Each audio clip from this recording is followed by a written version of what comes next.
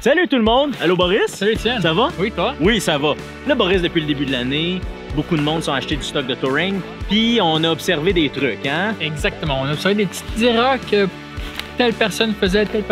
Donc là, on va venir juste corriger, mettre les points sur les i sur ces affaires-là. Oui, c'est ça qu'on fait aujourd'hui. On vous aide à corriger des erreurs communes. La première erreur, elle se trouve à côté de moi. Hein, Boris? Ben, puis là, c'est pas Boris l'erreur, là, c'est ce que tu portes, en fait. Tout à fait. Donc, du duvet. C'est bien beau, c'est garde au chaud, mais lorsqu'on est en train de monter, on fait de l'effort physique, on transpire, puis ça perd toute son efficacité, ça devient mouillé. Ben oui. Ça devient mouillé pour des semaines. Hein, l'humidité s'en va dans le layer ça de respire duvet. Puis, ben, après ça, il fait froid, tu restes avec ton humidité, ça sèche pas. C'est pas bon. C'est bon de l'avoir, mais dans le sac à dos. Puis, si on veut avoir quelque chose de plus chaud en montant, ben, on vous recommande une bonne petite laine. Tu sais, une laine naturelle, ça, c'est parfait. Un Primalove qui extériorise énormément l'humidité, c'est l'idée. Un truc qui respire. Ben oui, c'est ça. L'humidité, on l'avait dehors. On la veut pas. C'est pas notre ami, l'humidité. Jamais. Donc, voyez-vous, là, j'ai ma coquille, ma petite couche de laine en dessous. Arrivé en haut, je vais mettre mon duvet. Je vais être all good. Je vais avoir chaud. Ça va être parfait. Bon, une bonne affaire de fête. La première erreur réglée. Hein? Que là, j'en vois pas un qui arrive dans les réseaux sociaux. Ah, regardez-moi les filles! Je suis avec mon petit duvet. Non, non, non, non, non. Ouais, c'est du passé. Oui, et on regarde en avant, pas en arrière. En arrière, jamais. Oh, pour nos amis européens, en arrière est un... Le terme... C'est en arrière, mais dit plus dans le coin de la Beauce et tout ça. On salue d'ailleurs nos Beaucerons qui nous suivent. Donc là, Étienne, on commence à être un peu plus à pic dans la montée. Oui. Fait que c'est quoi qu'on remarque souvent? Deuxième erreur qui arrive régulièrement, c'est de... Le monde a tendance à marcher sur la pointe des pieds en voulant monter, ce qui est un peu normal d'un point de vue intuitif. Là. Donc, ce qui peut arriver quand on est sur la pointe des pieds, c'est qu'on peut commencer à glisser. Là, ben glisser, on peut dire qu'on glisse sur nos amis. Là, on a l'air fou. C'est pas ça l'idée, hein, Boris? L'idée, c'est pas d'avoir l'air fou. Donc, qu'est-ce qu'il faut faire, Boris? L'important, l'essentiel, c'est d'avoir son poids sur ses talons. D'être bien centré sur ses talons, puis c'est contre-intuitif un peu, mais ça va vraiment vous aider à bien monter. Ça va surtout vous aider à pas avoir l'air fou, hein? Ouais. Comme j'ai fait un fou de moi, là, hein? Je mets le poids sur mes talons. Petit bonus, je garde toujours mes épaules juste en arrière de mes fixations, comme ça, si jamais je sens que ça glisse, ben, je peux un peu m'appuyer dessus. C'est comme un safety, là. C'est juste une petite sécurité de plus.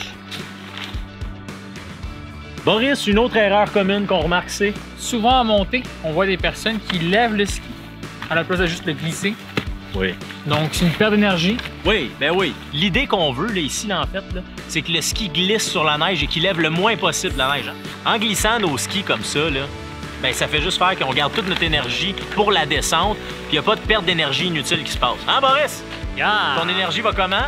Ah, très bien. Oui, parce que les skis restent sur la neige. Parce et qu'ils voilà. glissent, parce que les skis sont faits pour glisser. Hein? Oui. C'est ça, je pense que je l'ai inventé. Tu l'as inventé. C'est... Étienne, une autre erreur qu'on voit souvent aussi. Oui, chez les débutants, puis qui est un peu une erreur de paresseux, là, si on peut l'appeler comme ça, c'est que les fameuses talonnières, là, hein, les paliers, bon, ben quand on monte, quand on est dans du à pic, on les met, c'est bon, ça va bien. Quand on arrive sur le plat, on les enlève. C'est... En les mettant comme ça sur le plat, tu es tout le temps en position squat, tu forces un peu plus inutilement. Puis c'est des petites différences comme ça qui fait qu'à la fin de la journée, ben tu finis ta journée, puis Colin, c'était moins essoufflant que je pensais. Ou tabarouette, bien fatigué, moi. On peut juste prendre un petit peu plus de temps, on les enlève, sur le flat, on n'a pas de talonnière d'installer. Quand on monte dans de la brute, on les installe. C'est des petites pertes d'énergie comme ça qu'à la fin de la journée, ça peut se faire sentir. Sur le plat, c'est zéro. Zéro. Le niveau zéro de palier. Pas de palier. Pas de talonnière. Mais un monocle, c'est comme Boris a fait, de même. De même. À ne pas faire. Une autre erreur qu'on voit lorsqu'on est dans une pente et que c'est abrupt, c'est on voit le monde essayer de compenser trop, soit trop vers l'avant, ça glisse, ou trop en arrière pour... Il n'est pas capable de monter quand c'est trop en arrière. Donc la solution, Étienne, à ce problème-là, ce serait quoi?